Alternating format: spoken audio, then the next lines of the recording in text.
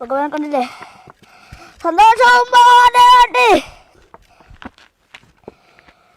എൻ്റെ പുത്രി ഇരിക്കുന്ന സാന്നിധ്യം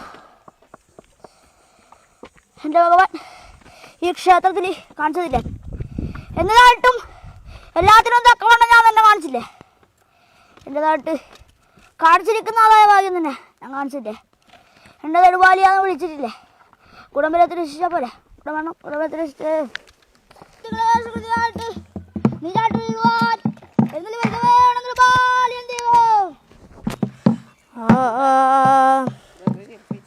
ബാലവനായി എട്ടുതിക്കേ പന്തിരണ്ട്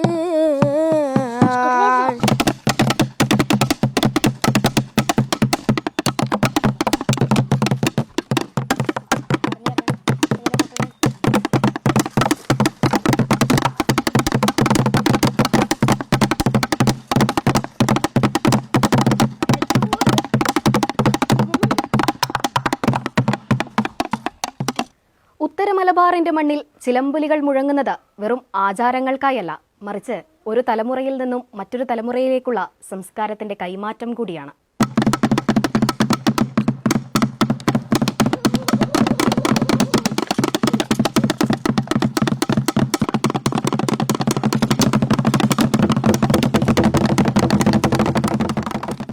വസൂരിമാലയായി വേഷപ്പകർച്ച നടത്തുമ്പോഴും ബാലിയായി കെട്ടിയാടുമ്പോഴും ശ്രീശിവന്റെയും ആധവിന്റെയും ഉള്ളിലെ കലാകാരൻ പ്രായത്തെ വെല്ലുന്ന പക്വതയോടെ ആടിയുലയുന്നു.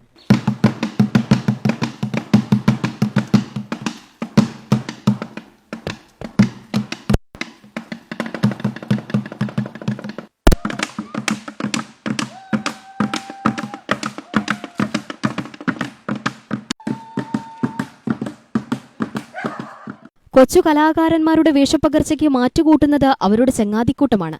മലപ്പട്ടം തേക്കിൻകൂട്ടം സ്വദേശികളായ ചങ്ങാതിമാർ തെയ്യമെന്ന കലാരൂപത്തെ ആഴത്തിൽ സ്നേഹിക്കുമ്പോൾ അവർക്ക് കൂട്ടായി കുടുംബവും അധ്യാപകരും നാട്ടുകാരും ഒപ്പമുണ്ട്.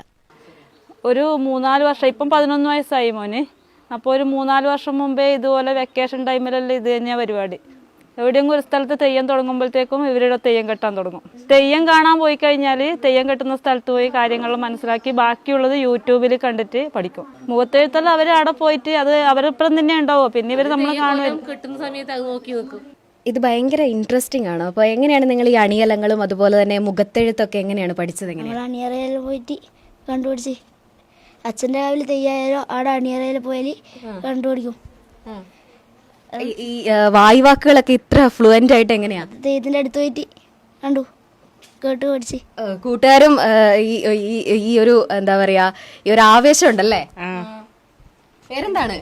മൃദുൽ മൃദുൽ മൃദുൽ ആദി, ശ്രീശിവ്, ആദവ്, ശ്രീഹര്യ, അന്ത്യ.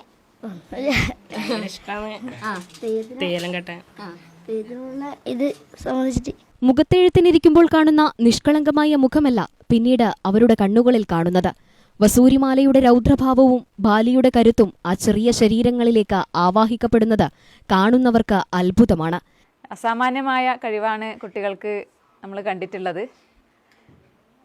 നമുക്കറിയാം, കുട്ടികളൊക്കെ ഇപ്പോഴത്തെ തലമുറ എന്ന് പറയുമ്പോൾ ഇത്തരം രംഗങ്ങളിലേക്ക് വേറിട്ട ഒരു പ്രവർത്തനം എന്നുള്ള രീതിയിൽ ഞാൻ ഞെട്ടിപ്പോയിട്ടുണ്ട്. ഒരു വാർഡ് മെമ്പർ എന്നുള്ള രീതിയിൽ എനിക്ക് യാദൃച്ഛികമായിട്ടാണ് ഈ പരിപാടി കാണാൻ വേണ്ടി സാധിച്ചിട്ടുള്ളത്. പക്ഷേ ഈ നാട്ടുകാർക്ക് അത് പരിചിതമാണ് എന്നുള്ളതാണ് പറഞ്ഞിട്ടുള്ളത്. നേരത്തെ അവർ ഇതേപോലെ കളിക്കുന്ന സമയത്ത് വെക്കേഷൻ കാലയളവിൽ ഇതുപോലെയുള്ള കോലങ്ങൾ കെട്ടി കളിക്കാറുണ്ട് എന്നുള്ളതാണ് ഞാൻ ഇത് വാട്സപ്പിലൂടെ ഷെയർ ചെയ്തപ്പോൾ ബോധ്യപ്പെട്ടിട്ടുള്ളത്. പക്ഷേ കൃത്യമായി ഒപ്പിയെടുത്തുകൊണ്ട് അവരുടെ കണ്ണിൻ്റെ ചലനങ്ങൾ, മുഖഭാവങ്ങൾ ഉൾപ്പെടെ അവർ പറയുന്ന തോറ്റങ്ങൾ ഉൾപ്പെടെ കൃത്യമായി നോട്ട് ചെയ്ത് പഠിച്ചെടുത്തുകൊണ്ട് അവതരിപ്പിക്കുന്ന കാണുമ്പോൾ ഇവരെ എങ്ങനെ അഭിനന്ദിച്ചാലാണ് മതിയാവുക എന്നുള്ള രീതിയിലേക്ക് എനിക്ക് തോന്നിയിട്ടുണ്ട്. 12 വയസ്സുകാരൻ ആദവ് കൂട്ടുകാരോടൊപ്പം വസൂരിമാലയായും ശ്രീശിവ ബാലിയായും വേഷപ്പകർച്ച നടത്തുമ്പോൾ അത് വെറുമൊരു കളിയല്ല, മറിച്ച് തെയ്യം എന്ന അനുഷ്ഠാന കലയോടുള്ള അടങ്ങാത്ത അഭിനിവേശമാണ്.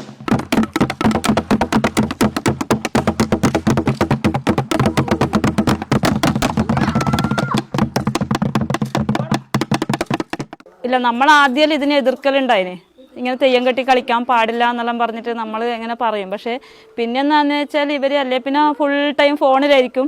അല്ലെ ടി വിയിലായിരിക്കും. അപ്പോൾ ഇതുകൊണ്ട് ഫോണൊന്നും കൂടുതൽ ഉപയോഗിക്കാണ്ട് ഇതിൻ്റെ പിറകെ അഥവാ നോക്കുന്നുണ്ടെങ്കിൽ തന്നെ ഈ തെയ്യവുമായി ബന്ധപ്പെട്ട കാര്യങ്ങളാണ് ഫോണിൽ നോക്കുന്നത്.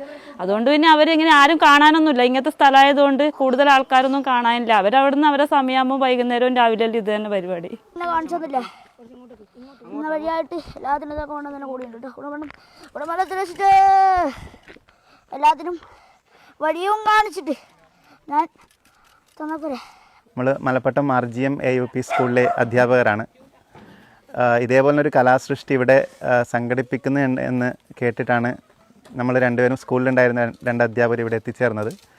അപ്പോൾ ഈ ഒരു കാലഘട്ടത്തിൽ തികച്ചും ഓൺലൈൻ സങ്കേതങ്ങളോട് കുട്ടികൾ അടിമപ്പെട്ടിരിക്കുന്ന ഒരു സമയമാണിത്. ഫോണിലും ലാപ്ടോപ്പിലും കമ്പ്യൂട്ടറിലൊക്കെ ആയിട്ട് കുട്ടികൾ അഡിക്റ്റഡായി നിൽക്കുന്ന ഒരു കാലഘട്ടത്തിൽ ഇതേപോലെ കലാസൃഷ്ടികൾ കുട്ടികൾ താല്പര്യപ്പെട്ട് അവർ അത് മുന്നോട്ട് വരുന്നത് തികച്ചും മാതൃകാപരമായ ഒരു പ്രവൃത്തി തന്നെയാണ്.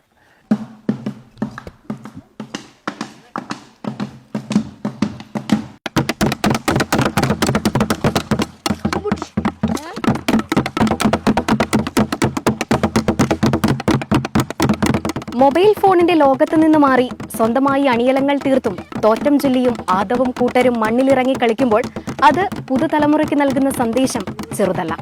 ഇനിയും ഇത്തരത്തിലുള്ള കുട്ടിത്തങ്ങൾ മുളപൊട്ടട്ടെ. ഷാജി കിളറയ്ക്കൊപ്പം ലിസ ജനാർദ്ദനൻ, സീൽ ന്യൂസ്, ധർമ്മശാല.